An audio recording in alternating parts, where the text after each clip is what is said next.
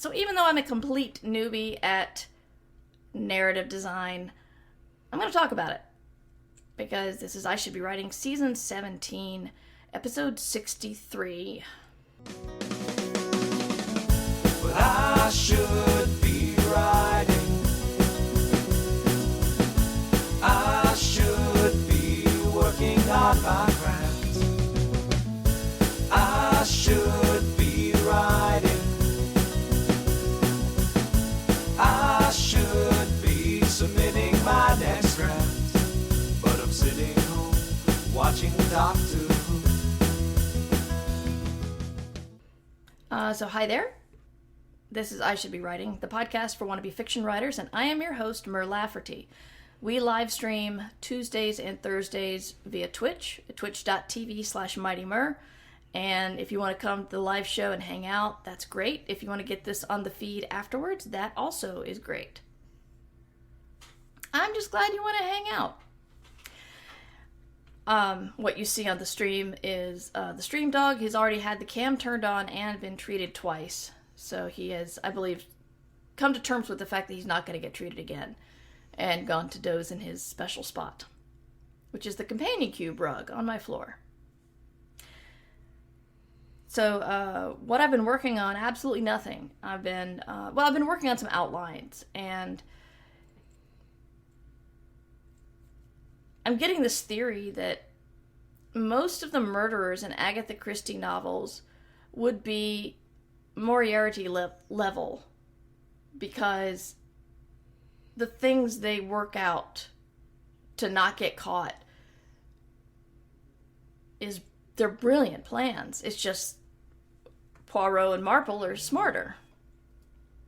So I did some outlining, and I'm trying to figure out the Agatha Christie thing, because these people make such intricate murder plans. Murder on the Orient Express, very intricate. And then there were none. Wow. That was intricacies on a level of themes, because everybody died according to the children's rhyme.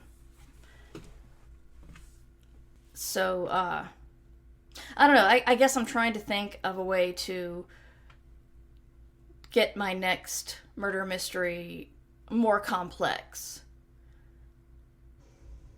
So that's mostly what I thought about. But we also have a part of this show called Good News, and I'm very excited to say someone emailed me with good news. I'm very behind on my emails, but I remember this one. So I have no good news. No, I have good news. I've since traveling and spending unexpected time in ERs, I've tested negative for COVID yesterday. I'm going to take another test today or tomorrow or Thursday. I'm going to take 3 tests. So that's my good news. I'm still here. Anyway, Raven's Creations in the chat says, good news, I'm 2 classes away from my associates done by Christmas. I'm excited, and also excited to get back into my writing with much more vigor. That is very cool.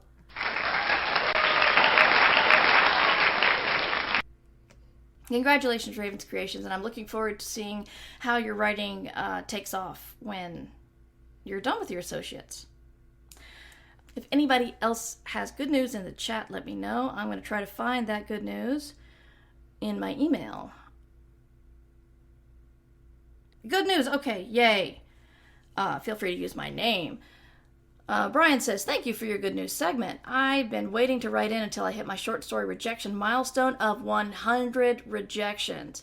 I'm currently sitting at 98 since I started submitting in late 2019, but last night I got the news that my work will be appearing in a horror anthology later this year. I can't believe it. The podcast has really kept me plugging along, even as I racked up rejection after rejection. Thank you. Your encouragement makes a lot of difference in the world.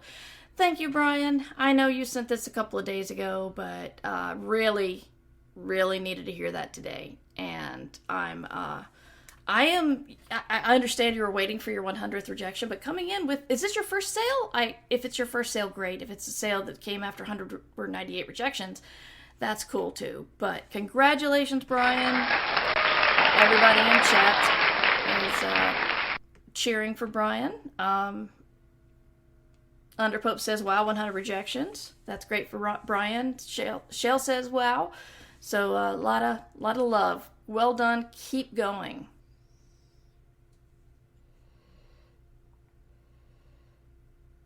So yesterday, or a while back, I said I felt weird because I want to game on Twitch because I like gaming.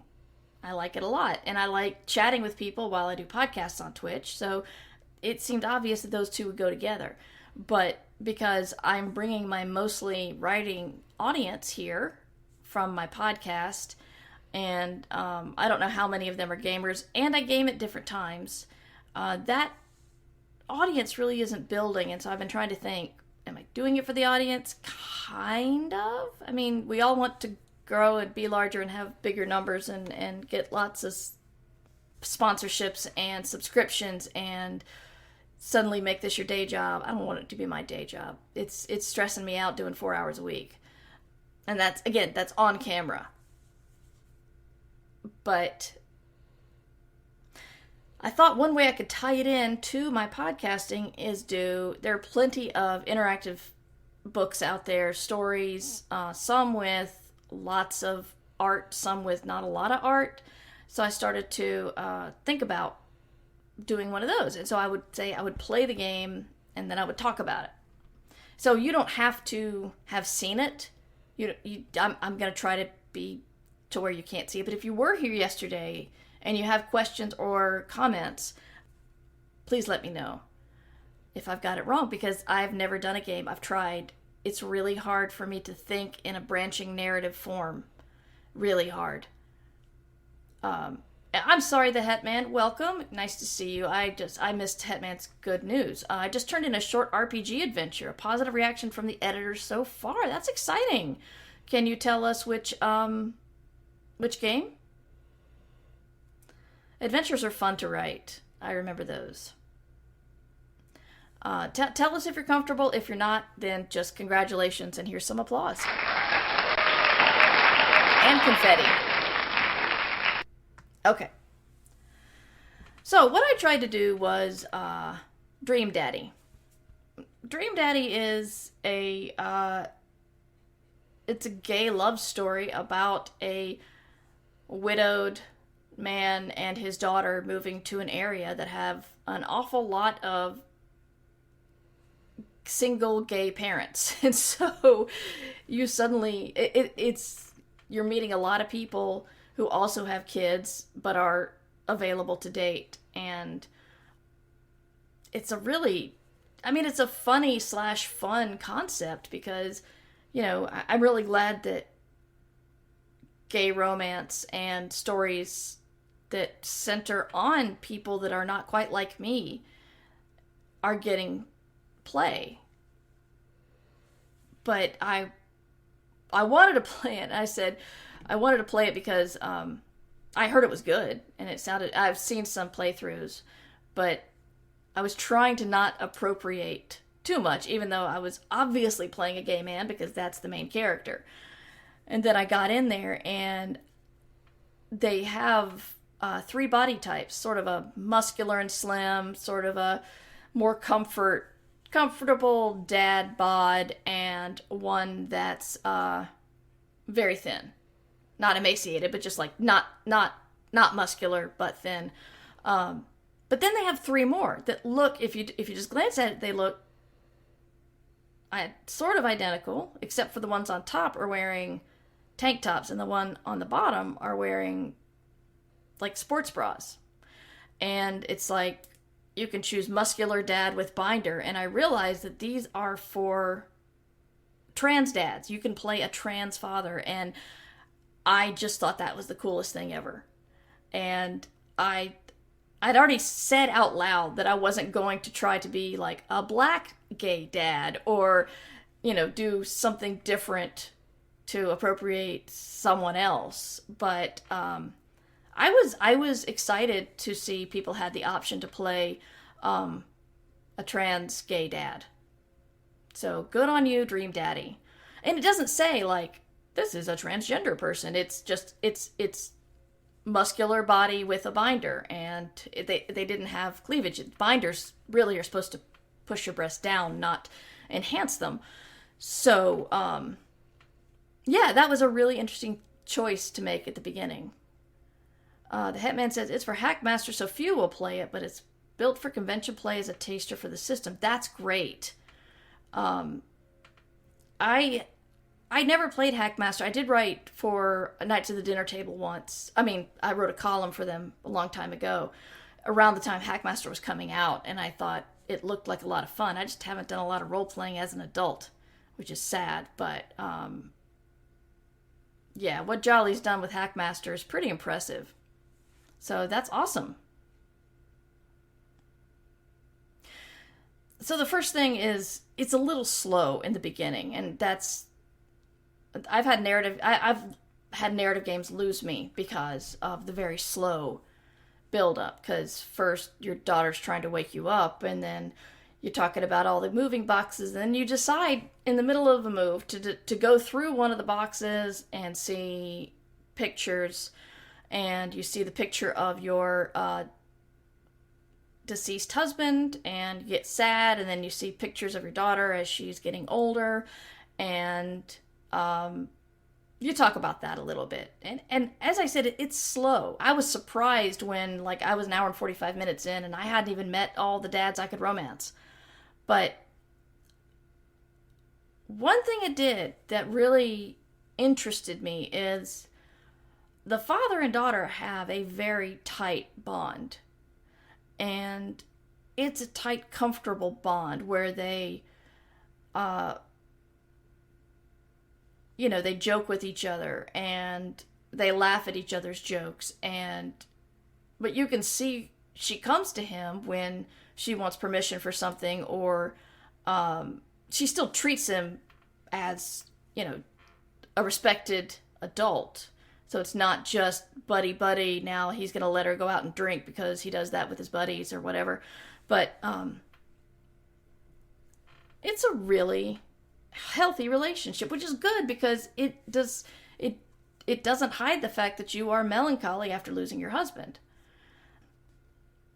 That's fair, Kimmy. It was slow, but I did appreciate the characterization of the daughter. She's not just a prop for the premise of the game. That is true, she's not. Although it was slow, but I did appreciate all the stories about the Emmas. There's like the Emma that was the best friend, and the Emma that you get to choose whether she pooped her pants during a sleepover, stole people's pets, or fired flaming tennis balls at the police station. Remember that, Emma? So I kind of want a DLC involving your daughter Amanda and Emma, but that's going away from the Dream Daddy premise, which is a gay romance. So then you start meeting, when you get to the new area, you start meeting the dads, and it's really interesting because the designers have put in very different people with different children in their lives. And I mean, like, you meet your old college buddy who's running with a baby, and he mentions he's got twins at home. So here's your ultra buff dad, and then so I kind of want to romance him, but he says bro a whole lot. And there's the dad whose personality quirks is he gets anxious and talks a lot, and it's adorable. And from, you don't get to choose all your dialogue, so you actually talk like that a little bit too, so that seems like an obvious attraction thing there. And you've got the guy who's got more of a dad bod with his daughter, who's also not small, and like, how often do you see just characters of, fat characters in games that are not evil to be laughed at, or, they exist in the world of the game, there they are. And really appreciated that. And I know I know the goth dad's secret, and I'm assuming everybody has a weird secret that you learn about if you get closer to him. If you plan on playing this, you gotta, I won't spoil it for you. but the last streamer I saw play it did the goth dad experience. So, and then you've got the guy who's a little scary. He's got a pink polo shirt on and a sky blue sweater around his neck, or maybe it's the other way around. I can't remember. And he's a youth minister at the church, and he drops off cookies, which your daughter eats everything. Eats every single one. But then when you take the plate back, he's got 4 kids. 3 kids are in on the lawn, just kind of sitting there like little Stepford dolls, just little blonde children. And the twins are fraternal, a boy and a girl, but they pretty much look like the twins from The Shining. They come and play with us, Danny. Come and play with us forever and ever and ever and ever. And then the blood comes down and all that. Kids don't speak to you. They just are creepy robots. I actually heard that there's a much darker plot line with that daddy that the design team decided eventually not to use. But the people who like to dive into the code and see what's there, they found it. And that was that's an interesting thing, and I would love to talk to designers about that, because you make a ton of decisions when you're designing these things. And when you change code, and writers do it too, except not in the exact same way. When you change code, all you have to do is put whatever language you have, put marks there to just comment it out, which means it disappears. So if you look at the code, you can see what's there, but if you look at the game, you don't see it. And I know a lot of programmers just comment stuff out, because then if they ever think they might need it, they'll go back to it. A lot of writers, if they kill their darlings, this is easiest to do in Scrivener. They'll just put the cut part into another folder or into a special spot. So I think I need to look this up. I was just taking on the streamer's commentary, but I think some people got upset, but it's like, that wasn't in the game. It's like, you went looking for worms. You found a worm. What did you expect? Because I expect that with this narrative branching plot line, there's going to be a lot of back and forth, a lot of tweaks, a lot of changes, and a lot of, well, maybe we don't want that super dark plot line. So yeah, I've only met a handful of dads. They're really good characterizations because they're very different people. That's the thing I struggle with. Because, on first draft, all the characters sound like me. And then I gotta remember, oh, that's not realistic. So it's really nice seeing these dads with very distinct personalities. And there is a whisper of danger, because I watched Urban Bohemian play this, and he did not romance I don't know, I suppose if he was on an episode of Supernatural, you'd think he was hot, but the way they drew him, he just looks kind of like a skeevy person. He's, unshaven and just looks, well, Urban Bohemian called him Trash Daddy. And I can't not do that now. So, I understand if you go into Trash Daddy's plot line, it's a little more on the edge. I don't even know who his kid is. I don't know if I ever saw the kid. So not only do you have to take these ideas of these very distinct people, but you need to figure out where they go if the person wants to enhance that relationship. And what I really, really don't get is when you take you want to be nice to everybody, and how the story progresses if you don't show a preference for somebody. I mean, sometimes you're just chatting and the dad will just light up and hearts will come out, or hearts and eggplants, which threw me a little bit. If they're delighted and like dark aura if you say something they don't like. I said something bad about sports that Trash Daddy didn't like. SB Gemini says, I just looked it up. You're right, he looks like a murderer. Also, I need to play this game. It's fun. The characterizations are really drawing me in. I can see myself playing this more than once, and it's got the little fast forward button at the top that I assume is for you've played this through and you want to focus on another plot line, so we're just going to let you zoom past this. Let's look at the sad pictures of the dead father and the little girl growing up. So it seems like replayability is easy, which is good. Because when I did Hatoful Boyfriend, you had to date a certain number of the love interests before the game got into its highly, highly stranger second half. The first half, you're dating birds. You're a human dating birds. And then the game gets weird. Yeah, as I said in the title, I don't have a lot to say because I'm still kind of noodling over it myself. And I'm thinking about the choices made in other games that I've seen on streams.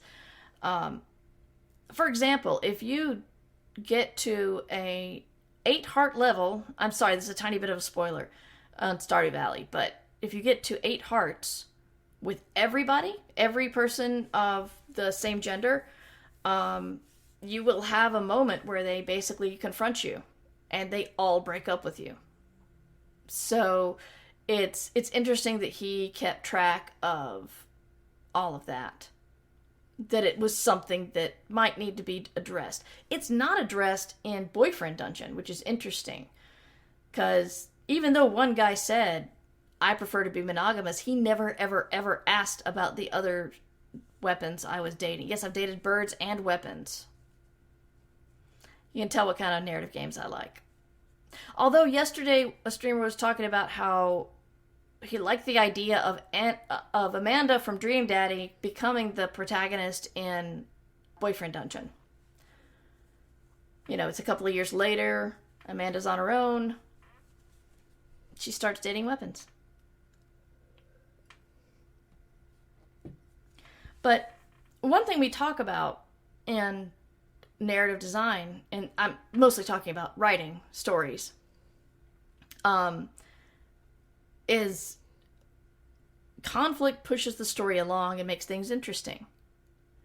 And I've talked about this before, especially in the under the lens of the pandemic, which is I don't want to do anything mean to my characters because there's enough crap happening. I want everyone to be happy and hold hands and eat really good creme brulee. No one wants to read that book. So I have to make the creme brulee split and separate, and I have to make the person you do it for actually dump you that night and all that. So it's interesting to me to see where in the story you should feel a good relationship can go. Some writers, like the writers at Marvel, believe that if they ever fulfill a love story and make it happy, it can't last. It can't. I started reading Spider-Man when J. Michael Straczynski started writing it, and we're talking 06? 07? I can't remember. And he was doing a Peter and Mary Jane were married. They were separated, but they were married. But then Aunt May finds out about his secret identity and all that. There's a lot of revealing in this plot line. And at the end, they decided that even after Peter and Mary Jane reunited, they decided that a happy relationship was not interesting, and they retconned the whole thing. Like, I can't remember if it was back in time or rewriting history or what, but Mary Jane didn't know. Aunt May didn't know. He was single. And I'm like, why did I just collect 10 volumes of Spider-Man just to throw it all away? I hate this way of going about narrative. I hate it. And you know, there's plenty of happy relationships. You know, I know Friends has a lot of squicky parts, but the Monica and Chandler plotline is awesome. It's like they are almost always in sync, and even at the point where she opens all the wedding presents, and to hide the fact that he lost the cameras, he busts in another wedding and kisses the bride to get a picture of their first kiss, quote unquote. Like a woman would not know that that wasn't her wedding dress. But anyway, he's just like, did you open all the presents without me? And she said, did you kiss another woman? And he said, call it even? She's like, all right. And they high five and the scene's over. It's like, that's the kind of story that's the kind of happy relationship. You can put a little bit of conflict in, but ultimately, you know, they're going to be okay. And, but some, like, the people of Marvel think that's impossible. There's pleasure to be had. There's enjoyment to be had from looking at a strong relationship. It's good to find the conflict within that relationship, though. Because if you've got a strong foundation, then you could build some conflict on it and still have the strong foundation when you're done with the conflict. I think a lot of 80s TV shows relied on that. Or was Roseanne the 90s? Anyway, 80s, 90s TV, you know, have a strong family unit that the parents are, even if they have conflicts, they are a united unit that is redundant. But sometimes I feel like people try to throw in conflict wherever they go. If somebody can tell me an action movie where the male hero does not have an estranged wife or child, that he has to deal with this estrangement while he's saving the world from aliens or whatever, tell me, because I don't know what it is. It's just like, you've got to give this guy a troubled home life to make him interesting. Firefly did pretty well with Wash and Zoe too. That is true. Thank you, Edward. Yeah.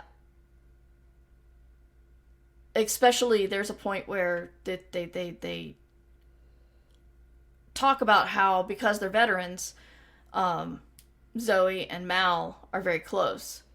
And it's played out to where a guy kidnaps both Mal and Wash, and he's like trying to do the super villain monologue about how she's going to have to choose which one. She can only take one with her. Oh no, is she going to do her old friend? And she's like, that one, let's go.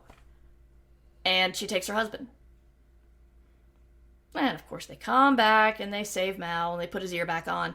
But, yeah, that's the kind of thing. It's like, even if she didn't deny that she and Mal had a close relationship, but that's the kind of, this is my husband and this is my friend, and husband outrakes friend, let's go. No question. Yes, it was a good scene. Even True Lies dealt with the couple's issues. Yeah, some cringy bits in there too. I remember liking it when it came out, and now being open to a spy saying, yes, I've killed people, but only the bad ones, is a little scary. Yes, I have not seen Deadpool, actually. So there's discussion of Deadpool in the chat. I will take your word for it. Although, kids are asleep saying Deadpool fridged the girlfriend. Yeah, also fridging girlfriends. You can have people haunted by loss that has nothing to do with their romantic partner.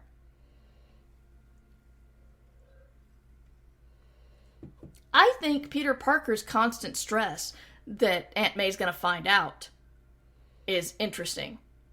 You know, the secrets you have to keep from people you love. That's interesting.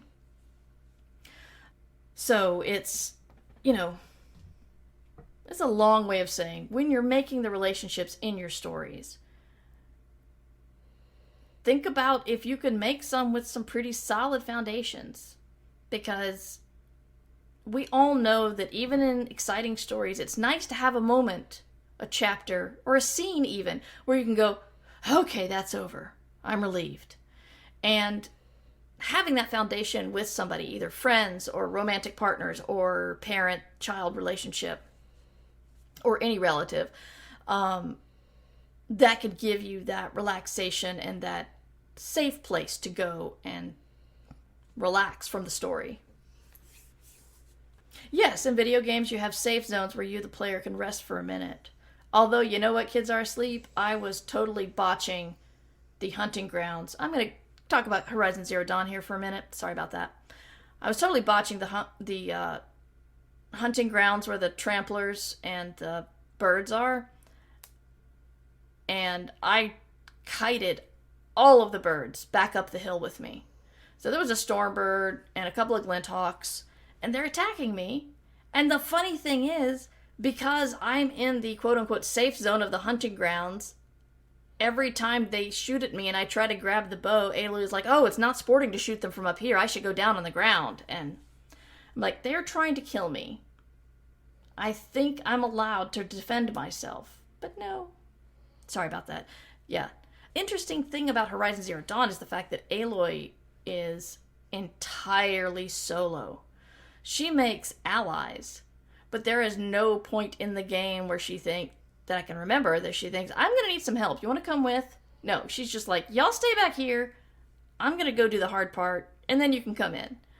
And because they made a lot of interesting characters, I don't know what other people shipped, but I was shipping her with half the people that she really made closer bonds with than other people. But yeah, she has one goal in life, and she is entirely focused on that. And you can tell people are falling for her, but she's just... Phew. The hunting grounds are hard. Why are you being sporting with robot dinosaurs? Exactly. Edward says, I feel like there's an enormous amount of drama to be found in Peter and MJ trying to keep the secret of Spider-Man, and MJ feeling like this is a lot. Yes, her knowing is also a lot of stress. Yeah, it impacts her life to keep that secret from everybody else. It's stressful. One goal, many quests. So yeah, I'm just babbling about character relationships in games at this point, but in books too, it's good to have a safe person to go to, and think about putting that in your books. You can find conflict in that relationship. It just may not be the obvious one, which would be a breath of fresh air. I was playing Hate, an Analog Story, I think. Yes, I'm looking at it right now. And it's a story about a young woman who was horribly treated and killed a bunch of people because of it. And as you're reading it, it gets to be kind of... You kind of get the feeling in every other story you've heard that it's going to be more of a sexual assault situation. Content warning, sorry. But it's not. And what had happened to her was absolutely horrific. It was awful. But it was not that thing that's triggering for so many people. And I just wanted to take my hat off to people. Not today, because I haven't washed my hair. But take my hat off to the designers, because they were really going in a direction I thought that was the easy way to go, and they did not do that. Okay, Kimmy says, what I hate is when a character reveals or finds out a secret, and at the end of the episode they get amnesia or whatever, so there's no untidy consequences for the writer to keep up with. Yeah, I was thinking about that yesterday. It's like, have we ever seen Superman with the ability to erase minds with a kiss? Or is that only Superman 2? Yeah, that's some magical Deus Ex Machina stuff, yeah. But, Lois did show the danger of knowing his secret. She was really, really freaked out because she was waiting for him and she knew he was battling these evil people from space. Miraculous is the most wild example of secrets and avoiding them and amnesia. I'm not sure what you're talking about, Kids Are Asleep. Is that Miraculous? Is that a story? I actually don't know. French cartoon about two teenage supers. Okay. Yeah, so I've been talking about this for a while. I didn't even make a break to where my producer can call it an official podcast. Yeah, again, if you're newer coming in, I've had a hell of a week or 2 week, and need to take some time off. I'm gonna do my streams this week, and then I'm gonna take next week off of streaming so I can get my head back on, get my fiction requirements done, and that's what I need to do. I'm gonna see if there's anybody we can raid, and I'll do the official exiting of the podcast. If anybody has any questions, let me know. I realize I probably should have done that in the first place. About relationships, the strong ones are the ones that have constant conflict. Edward writes, have you written for any video games yet, or are you aiming towards that? I wrote for Torment, Tides of Numenera, and I think that's it. Does Zombies Run count? I wrote a race for the Zombies Run app that has nothing to do with zombies, but is dark fantasy about an old lady who carves little household gods. And it's called Godmaker, and you can get the first 2 episodes free with the Zombies Run app. But yeah, so that was very exciting. That's a very exciting opportunity, and very exciting for me to tell a story I'd been wanting to tell for a while and couldn't quite find the right place to tell it. So yes, I've written for the Zombies Run world, and I've written 2 races. One with Alistair Stewart called Wreck Runner, which is a sci-fi scavenging race, and Godmaker. So yeah, that's what I'd love to do more. I would love to do a narrative branching game. I would love to do multiple romance options and different paths the character can take. It all seems like such a big job. I don't know where to start. Anyway, thank you for listening to I Should Be Writing. If you would like to hear the extended version of this episode, you can support at Patreon for as little as $1 at patreon.com/mightymur, or you could just come hang out with us on Twitch, where we will keep going with this conversation. You can learn more about me and my books and my podcasts at murverse.com. You can email me your questions about writing at mightymur@gmail.com. My socials are Twitter, mightymur, Instagram when I remember to put something up, and that's mightymur numeral 2. And you can catch this show and my other streams live on Twitch, twitch.tv/mightymur. So that's it for me. I'll see you next time. And until then, you should be writing. I Should Be Writing is available to you under a Creative Commons Attribution Non-Commercial No Derivatives license. Theme music by John Anelio. Art by Numbers Ninja. Production by Summer Brooks. And hosting by Libsyn. Find all of this information and more at murverse.com. And remember, we can't do this without you. Thanks for your support. Well, I should be writing. I should be working on my craft. I should be writing. I should be submitting my next draft. But I'm sitting home watching Doctor Who. Yeah, I'm sitting home watching Doctor Who.